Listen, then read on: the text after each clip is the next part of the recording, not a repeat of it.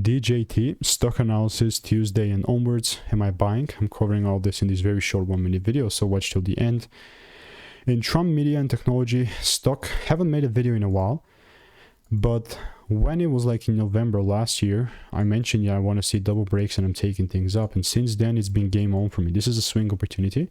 Let me show you the proof. The last video that was made a month ago on 3rd of December.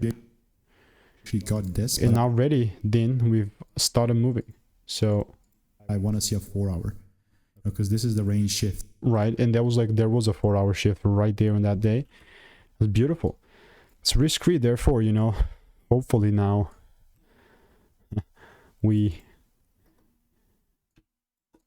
hit the TP other than just coming down to the SL yet again. But this would be absolutely awesome because it's going to be like a +4R win. So definitely will keep you updated. It's obviously not financial advice, and if you want to make more money trading in a simple and lean way, click the first link in the description. It's a free newsletter.